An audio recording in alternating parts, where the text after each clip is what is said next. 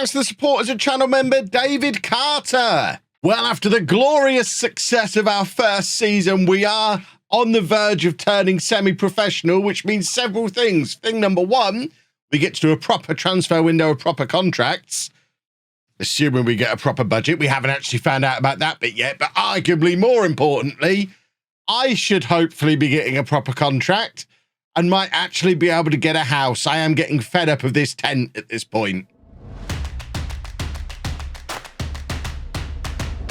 Hello and welcome to part 6 of the Tour de France. I'm Kevin. Coming up on today's episode, we have our season review and transfer special off the back of a season which saw us pick up our first 2 trophies of the save. Of course, winning the Regional 1 Centre Val de Loire League and the cup that went with it as well. We did the double. We won every single match apart from that one game in the cup against the team from the 3rd tier.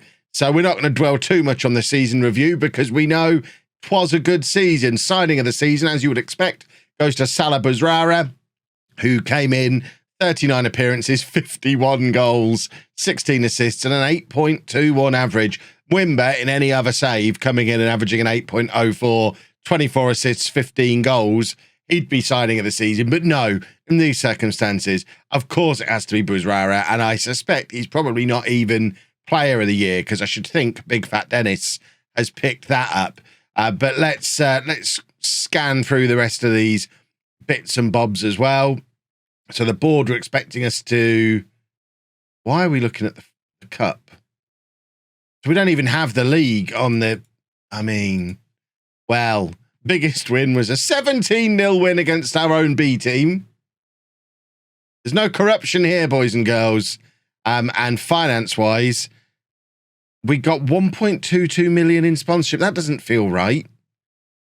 I certainly haven't seen that either. I'm not trusting too many of these numbers at all. Of course, we are going to have to start spending money on player salaries this coming year. Selling 440 shirts is stunning, though. Big Fat Dennis selling more than anyone else. And probably bigger sizes than anyone else as well. And this was our team of the year. So Goda in goal, a back four of Dennis, Tyson, Camera and Amimi, Brian, Dumas, Perron and Mwimba in midfield, and then Bouzrara and Big Fat Dennis up front. Big Fat Dennis got 60 goals for us, 51 for Bouzrara, 17 for Brian, 15 for Mwimba. Camera at centre-back got 14 goals. The only player in the team not to average over a 7, poor old Tarek Dumas, 6.91. That's why towards the end of the season, I was trying different options alongside Perron in midfield. I'm not usually one who spends too much time dwelling on average ratings, but when everyone else is averaging a 7.5 or up, to be in there of a 6.91, I know he's our midfield destroyer.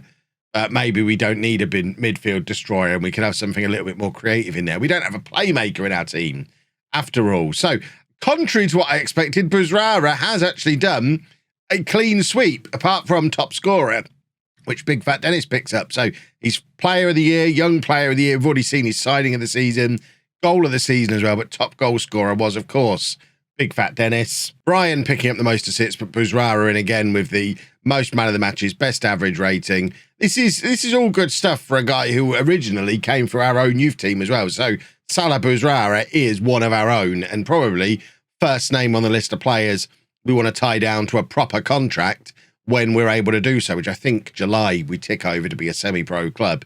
We set lots of club records as well, lots of stuff that's not going to be broken. At no other point in this save is anyone going to get 60 goals or 53 league goals or more than 5 goals in a match.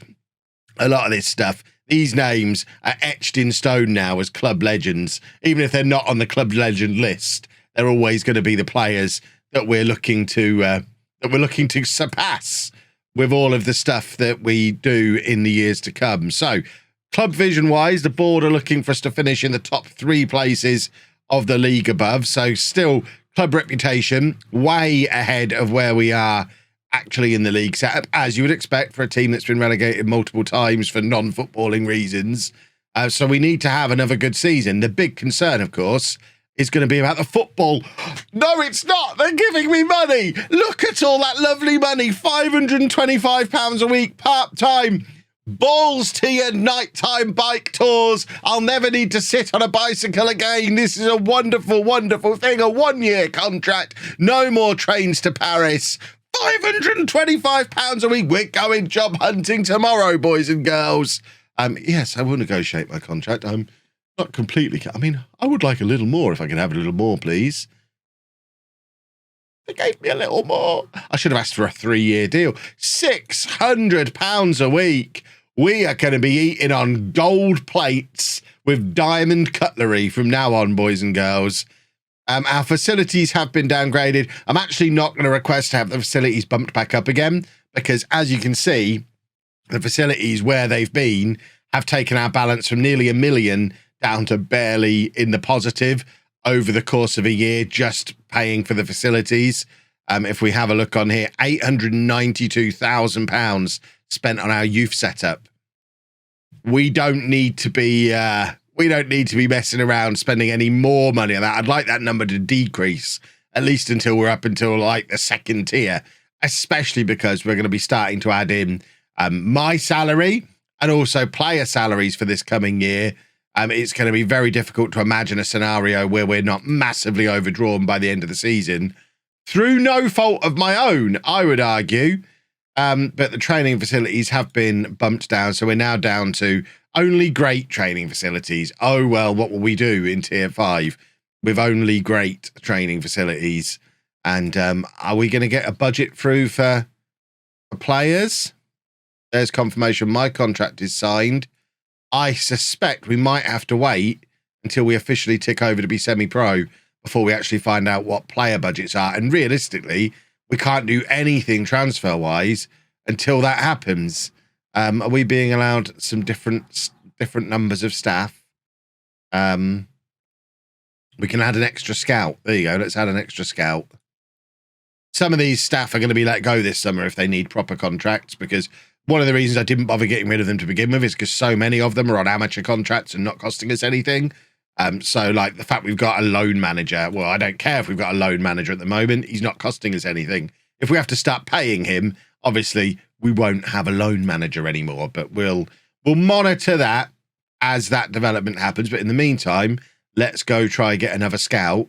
And I guess we're now just waiting to become semi-pro. In fact, hold the phone, boys and girls. It says there we already are semi-pro. Oh, we have got a wage budget. An announcement would have been nice. Hold on. Wage budget. Literally, nothing has come through to my inbox telling me that's happened, but it is just sat there. We are already semi-pro. We do have a budget. We've got £8,000 a week to play with. I don't even know if that's good or bad. We're going to find out based on what our better players are asking for. So if we start with Buzrara, really, we need players who are wanting like £200 or £300 a week. That's it. We don't want it. If he asks for £1,000, we've got a problem. So star player. See, that's a lot of money. That is a lot of money. But he is a good National 3 player, which is the league we're going into. We're obviously not giving you that. We're definitely not paying agents ever. Oh, he's asking for so much money, I can't stop myself from sneezing. Hopefully there'll be no more sneezy jump cuts. Right. We've got to try and push these. See, I don't know. I'm a little alarmed by what's happening here.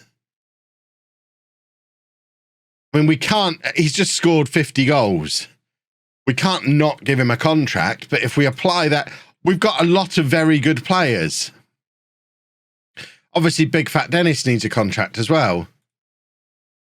And now it's because, I mean, that's a lot of our budget gone on Big Fat Dennis and Buzrara. 2-year contract as well. He's dangerous. He's an excellent fit, apparently. He is our team leader. We've got to have Big Fat Dennis at the club. There's no way I see a version of Tour at the moment that doesn't have Big Fat Dennis up front. But that is a big chunk of money already gone. So I need to make some tough decisions. I think everyone from Brian upwards probably gets a contract. And then anyone with high potential like Lefebvre, Uchiba probably get contracts as well. I'm looking at the likes of I don't know, Wimber even. 25 years old, 3-star, 3-star. Yes, he's had a fantastic season, but can we do better? That's the difficulty. Can we do better? What we need is the league to tick over. Maybe I'm rushing into doing this.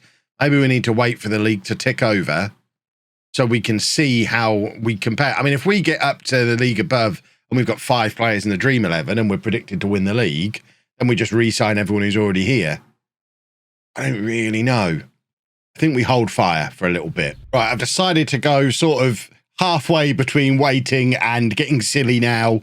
I've offered contracts, and I think they've all signed now, yeah, to everybody who was a regular starter last season. So the regular starters from last year are all under contract now for 1 to 2 years, even 3 years. That was potentially a little silly. We won't regret that. It'll be fine. These guys, we'll leave it open for now. We want to be able to bring in players that can improve on our backup players, keep the first team, and then the backup players move them on and improve them. But if we get towards the start of the season, then someone like Lefebvre, for example, who did play a few games, I'm certainly not against offering him a contract. So we'll keep that open. The other thing we've done is offered our most promising youth players contracts as well. So Stephen Boyd, as an example, one of our name in the game folks, is in on a 2-year contract. He's wanted by some quite big clubs. But now we've got him on a 2-year contract. At least if he goes, we'll get some money for him. And likewise with several, it looks like we've already got Ozair in for Paul Spradbury. We're gonna, this, is that happening because I gave them contracts? Immediately I've given our highest potential youngsters contracts, and all of a sudden the vultures are circling. Our 3 best youth prospects might all be gone within days of signing their contracts. The only thing I can hope for is they get that protection of they've just signed a contract so they don't want to go. I suspect we're not going to be protected by that. There's your confirmation. Tyson left. We could do nothing about that. He signed a contract with them while we were still amateur. We couldn't offer him anything to make him stay. So we are going to need a new centre back in. He's going to be a little bit of a blow. It's going to be an even bigger blow to lose some of these youngsters, though. He only has a slight interest in discussing terms with them, which is bonkers, really. But if it's only a slight interest, let's reject it and see what happens, I suppose. And then for Martin Gomez, slight interest. I think slight interest, we can turn these down. We don't want to upset anybody. We want to keep the whole squad happy, but we also want to keep the squad together as much as possible. And that is what the budgets look like after all of those transfers have been done. Not transfers, contracts. So we've given all those contracts out. We're now spending about half of our budget, which means we can go into the 1st of July, pre-transfer day, with about half the budget to spend. And we've got about half a squad. Obviously, we don't have Tyson, so we're a centre-back short. But we can go out there. And if that was enough for 10 players, if we can get 10 more players and spend $4,000 a week again and go into the season with a squad of 20 plus those youngsters, big thumbs up if we can get that done. Well, this is interesting. Tor have just offered me another new contract, and we've gone fully professional, which I didn't ask them to do. We were semi-pro for about 3 weeks.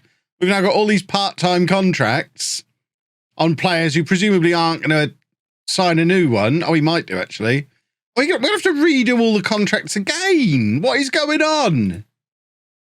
Well, the board have offered me another new deal. So, yes, I'll negotiate. And yes, I'm going to try and push you for some more money again, like I did last time, because it worked brilliantly last time. It might not be working quite so well this time, but considering the initial offer was 500, we ended up on 725 on a 2-year deal at a professional club who, after I've just let my recruitment analysts go as part of the staff changes, have now decided that I can have one after all. I've just binned off a load of stuff. I got rid of my sports scientist. I got rid of my recruitment analyst. I got rid of the loan manager I was for. Now we've got loads of vacancies again. I don't really understand what's going on or why it's happening. But I will take all these staff for sure. Yes, we'll have all of these. Thank you. I know. Yeah, I remember we've just sacked a load of them. Can we bring those guys back? Maybe. Oh dear me. Right. We're losing our affiliate deals as well, which is less good, I guess. We've still got Monaco as a parent club and Jeu de Touraine as our. There's no D in there. We've still got them as our feeder club, so I think that's fine. I don't think we needed the other two anyway. But yeah, that's quite the development, isn't it? We're potentially losing one of our boys as well. Paul Spradbury has not yet. Oh, he has now. Is that still his youth contract? Yeah, he's not signed his professional contract yet. So we've had Ozair come in and offer him a contract, which we couldn't turn that down. They've not made an offer. They've just offered him a contract. So we're kind of powerless to stop him leaving. The others we're still able to keep turning down the offers, but for him, I think he's probably on his way to play in Ligue 1, which if we can loan him back, that'd be lovely. Right, let's see if we can get these boys on contract. So at the moment, Bouzrara's on 475. This is where it becomes a problem. He now wants a pay rise to go full-time. So this would be a full-time contract, but with none of that in there. A 4-year deal. Mind you, he is now classed as a good National 2 player, and he is homegrown. Right, we want to try and keep these contracts to no more than they were on part-time.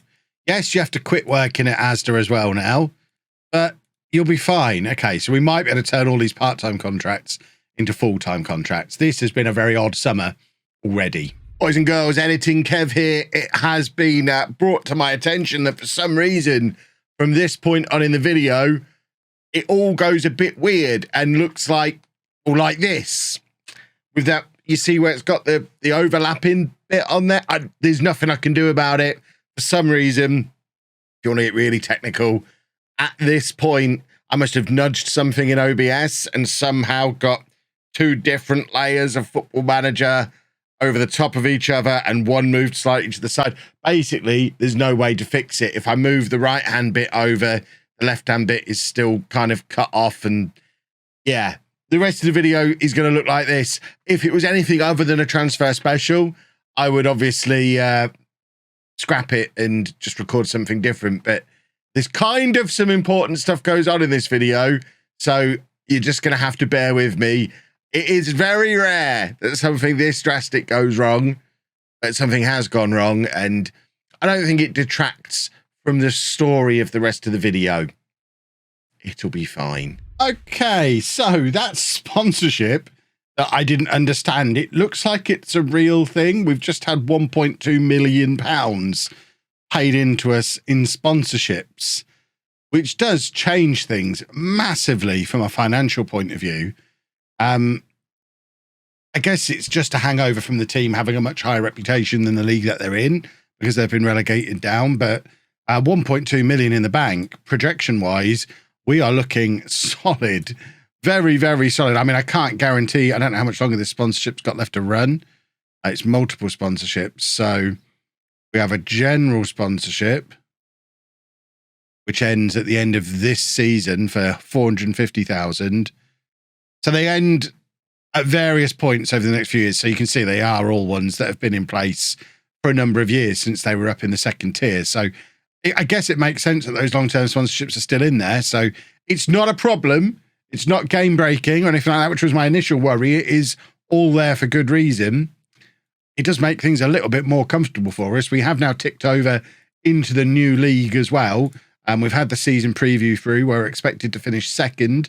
Vigneul have just come up with us, expected to finish fifth. So that's interesting because we know we're much better than Vigneul. So I'm hopeful for this coming season again. We've got a lot of players in the Dream 11. Goda is still the best player in this division as well. Our well-travelled goalkeeper he's described as, and Bouzrara as the second best player in the division. Up front for us, of course, hoping to rattle in the goals for us again, and a number of other players throughout the rest of the team. What's left of our back four, and Brian is in there as well. So we've got near, like, I don't know, a quarter, a third, let's say a third, Kev maths, a third of our wage budget still left to spend. We are operating on a tiny, tiny squad of actual contracted players, but we are getting very close now to the 1st of July and free transfer central. Well, this makes me sad. Paul Spradbury has signed for Auxerre, 16 years old. They're not even paying him very much money. I hope we get like a solidarity payment if and when they sell him on again. We're going to add him to a shortlist because if they release him again at the end of his contract, we want to be there to scoop him back up again as a homegrown player. How do you add to a shortlist? Add to shortlist indefinitely because he's one of our boys and we'd quite like him to remain part of the club. We've got a goalkeeping coach coming in. That's my director of football's brought him in. So that should now, I mean, it doesn't actually. We could have probably been better off with a fitness coach. Tell me we don't have 2 goalkeeping coaches now. We don't. We do already have a fitness coach. Are you rubbish, Frank? You're not very good, are you? So Frank Geboer, we're offering him a new contract currently. We might have to kill that contract and sort him out with a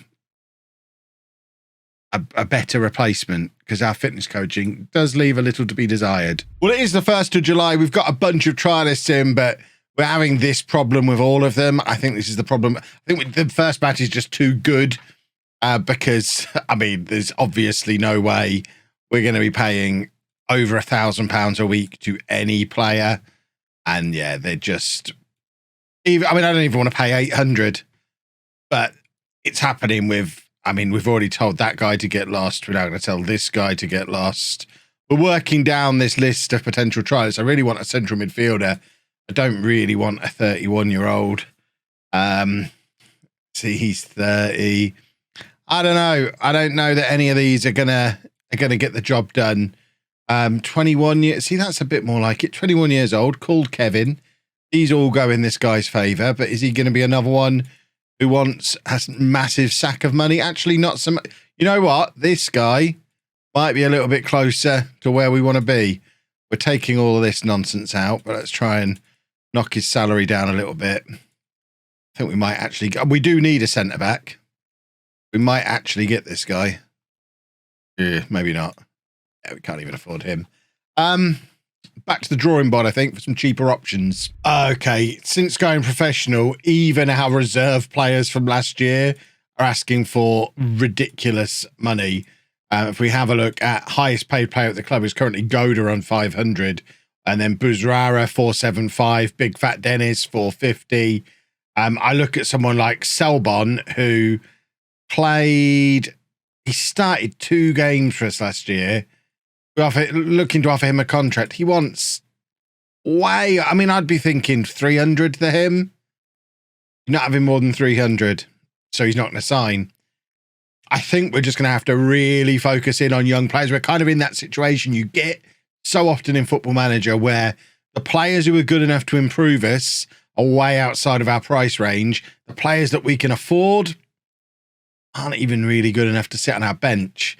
But we need numbers in the squad, even with still having 6 amateurs in the squad who can walk out at any time. We've only got 21 people in there, and a lot of them are youngsters. We've moved up a lot of the young players into the first team squad. David Carter at 15, but 2-star current ability, 5-star potential. Could be an absolute star for us. Ibrahim Diallo is a young midfielder, 15 years old. We've got Stephen Boyd, who's a centre-back who can also play right-back. He's 16. Michael Oliver can play anywhere across the back 4, primarily a left back. He's 16. And then we've got this young goalkeeper who we signed. Very rarely we can find someone who gets the job done. £150 a week, 2.5-star current ability, 3.5-star potentially. He's fine as a backup goalkeeper. But then we're into the amateurs and all that kind of. It's not ideal, but you know, all along we've said the priority is French. Prioritise youth and financially sensible. So I'm trying to be financially sensible. We are not a million miles away from having our wage budget spent. So we can't bring in a lot more in the way of players. And let's prioritise the youth. Let's get these young players. with 5-star potential up into the first team squad. They don't necessarily need to come in and be starters. We've got a good first 11. We may as well fill out the numbers with these 15, 16-year-olds. Let them sit on the bench. See what happens. What's the worst that can happen, eh? The media still think we're a very good side, so I don't think things are looking too bad. I feel a little bit like we've signed this guy just for the sake of bringing someone in. I wanted a striker on the bench. Sidi Niang, he's 35 years old, and he's not even French. He has got staff attributes, though, so there's always that. I mean, he has got French as a second nationality, so he qualifies on that basis.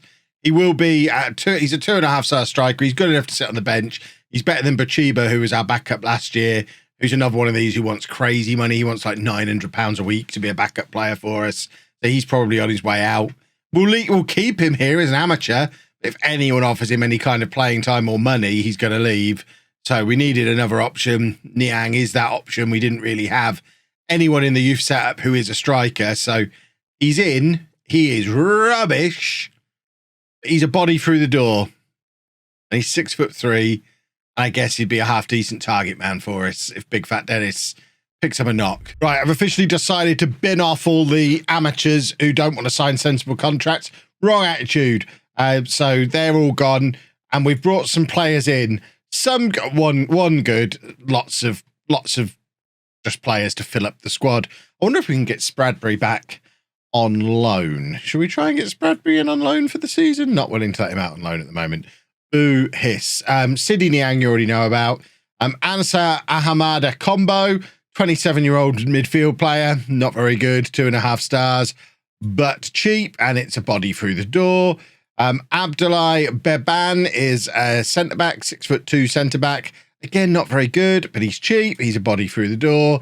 And then the one that's actually any good, perhaps I should have waited for more players like this, Charles Elian Costas is a right winger, can also play on the left wing, 2-star current ability, 4.5-star potential. He comes in from Dijon, which I believe is the mustard place. I've got a mustard bucket around here somewhere. Awesome. Bought a bucket of mustard. So disappointed in this. Went to France, bought a bucket of mustard in the duty free on the way back. All it actually was is there was a jar of mustard inside the bucket, which is now upstairs in my kitchen. But I really thought I was buying a bucket. I think I paid about €8 for this, for a jar of mustard. They've done me over for a bucket, but that's where Charles came from. Not the bucket, Dijon. So all of that means we now have a 20-man squad. We are pretty much maxed out on the wage budget. And I guess now we are just waiting for the season to start. Loans maybe are an option. We haven't really explored the loan market. We've still got about 3 weeks till the season started. My assistant manager was happy stopping there for friendlies, so I've added some more in to get us to the end of August, because it's a long time to go with no football. So we've added some friendlies in as well, some extra ones. But we are just kind of waiting to see what happens for the rest of the summer now. Whilst I guess we will explore loans, but I suspect loans are going to be as difficult to come across as decent free transfer signings have been. We are, like I say, we're just in that really difficult kind of middle bit where we're good. We've got a good squad, but we haven't really got the money to bring in anyone who's better. My assistant manager, I mean, now he's finding players like this. We've just signed Charles. This is a 5-star potential youngster. How much is he going to cost? Is this going to take us over our wage budget? See, okay, director of football, you win this round.